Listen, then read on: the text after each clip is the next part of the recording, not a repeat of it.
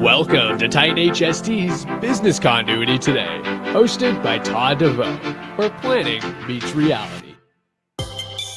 Hi, I'm Todd DeVoe, and I've been involved in responding to emergencies and disasters since 1989. And in 1999, I took my journey to the field of emergency management while I was working in EMS, one of the nation's most active counties. And I started out in logistics, believe it or not. And since then, I became an educator, teaching the post-secondary level. Learning and sharing what I've learned is a passion for me. So welcome to Business Continuity Today. We will continue to learn together. And today, we're talking about pivoting. And to lead change, you must first establish your base. See, change is part of the business and organizational landscape. And if you're not changing, you're not growing. And if you're not growing, well, like they say, you're dying on the vine. And like many organizations in the global pandemic here, as it began, we were forced to pivot. And well, this could have been simple things like we could, making people work from home, right? Limiting hours in the office / business, right? Depending on what you're doing. If you're a restaurant, some people just went to takeout only, or delivery only. Maybe moving into an AB schedule or a platoon schedule, if you want to call it that. We all learned what Zoom is, or Microsoft Teams or whatever you're using, but the Zoom is now something that's part of our lexicon. And or in some cases, people change their business model altogether. However, if you didn't have a solid ground to stand on, you're sinking in quicksand. So I will go over a couple of things here today that I think will make a difference in what, as somebody who needs to pivot during a crisis, and why. So first of all, knowing what your organizational goals are. And yeah, it's not the simple thing of like, hey, let's make this quarter's money and like stuff like this. It really goes deeper into this, right? And so, for instance, in higher education, it's always providing a quality learning experience for the students. One of the things we had to do with this is also keep our contact hours with our students, right?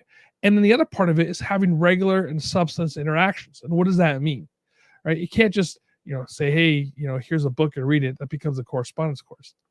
So using the tools that are out there specifically associated with education, right, such as, learning management systems or Zoom, if you will.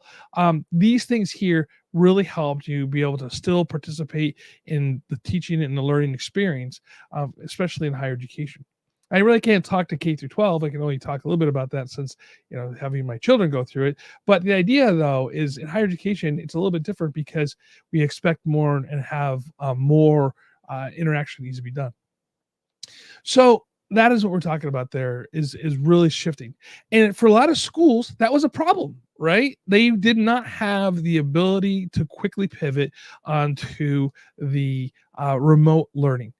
And it really showed. But some organizations like Penn, for instance, right, they were able to pivot fast and so efficiently that as a Ivy League school, they are now still continuing to give programs across the world, right?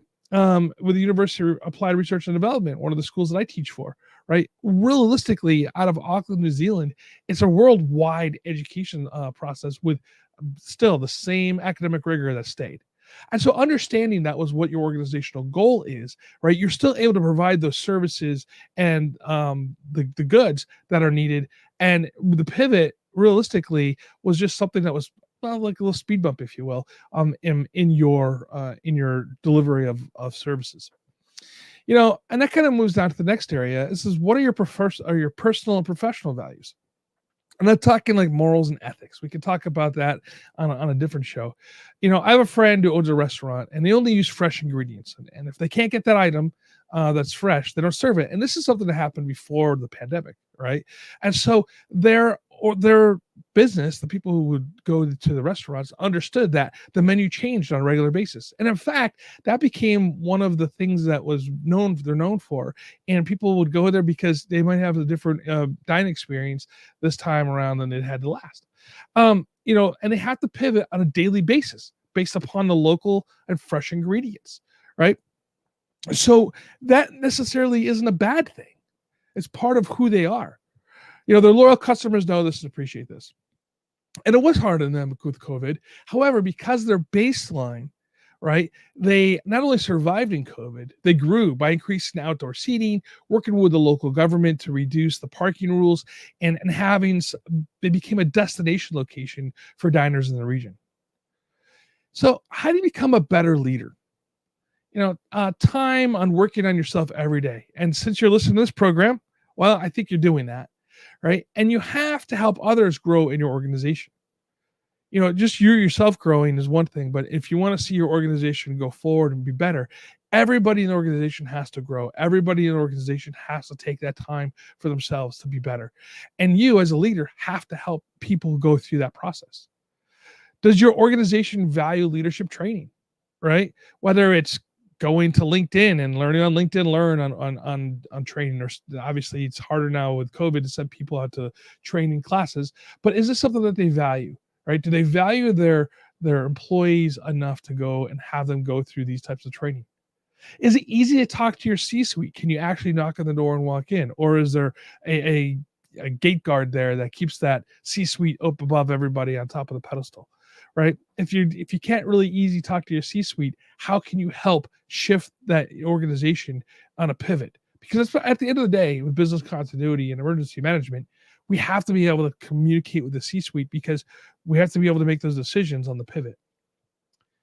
And then the other side of it too is when you're making your team, who do you add or who do you remove from the team? Jim Collins, the author of Good to Great, talks about having the right people on the bus. So you may not know what role they're playing. However, are they on the bus? Right? Do you have the right people there? Once you get them on the bus, then you can shift them around and put them in the right seat. And so sometimes the idea of removing somebody from one team isn't necessarily a bad thing if you're putting them onto the other. Think about baseball, right? Where they do trades, the last minute trades, right? If you need a pitcher and you have a couple extra hitters, you could trade one of your hitters for a pitcher to have the right people on the bus and put them in the right seat. When I was an assistant lacrosse coach, we had a winning team. In fact, won the Division II national championship. And we had a young freshman on the team. He was 6'3", very tall, very athletic, and he really had some good stick handling skills. However, when he came to play, he wanted to play attack, right? Which is an offensive position with a short stick. And so at this time, we had 3 All-American players at the attack position already. The seconds were just as good, and he would never have seen any time on the field. And seeing him with that short little stick and his long, lanky body, it looked really out of place. So I asked the coach if I could take him on defense. The head coach said yes. So we gave him that long pole, and he started that year for us because of his stick handling skills and his ability to run with the long pole. He actually became a double threat, which is kind of rare in that position. But the moral of the story, it's okay, if you need to move people around, because he thrived at defense. And he thrived at the ability to be able to use that stick skills to move the ball down the field as well. It was a great pivot for the team and the individual. And he actually became an All-American in that position before he graduated from the university. See, understanding your baseline, understanding what your goals and objectives are, understanding that and your organization makes you ready for the pivot when the time is needed. As COVID has taught us, it's not a matter as if things is going to happen, right? It's going to be when things are going to happen. Whether it's a small fire in your organization, in your building that makes you have to leave and not be able to go back into the building for months or so, can you pivot and move to a different location and still provide services? If it's the COVID type of event, right? Can you still remotely work and still provide services and make that pivot? Right. And here in California, when we have a large earthquake, right, are you able to pivot and still be able to provide services? This is what we're talking about, right? And in order to do this, you have to have a great foundation. Build your company on a hard foundation. And so when the disaster does occur, you're able to make those changes. Understanding your baseline makes both you and your organization ready to pivot when the time is needed. Discover new purpose for your organization, when your organization, and provide goods and services to your customers. And whether it's a government, education, private business, it's still the same. You need to understand what your purpose is and strive to fulfill that goal. As a leader, you have a purpose as well. It's to build a sustainable team that builds a strong and sustainable organization. Well, thank you for being with us today. And visit Titan HST for all your communication needs. And remember to follow us on your favorite podcast player. I guess subscribe to us on our favorite podcast player. If you can, give us a nice rating. Give us 5 stars. Really would help us out. And follow us on Facebook, YouTube, Twitter. And join us next week. Until then, stay safe and stay hydrated.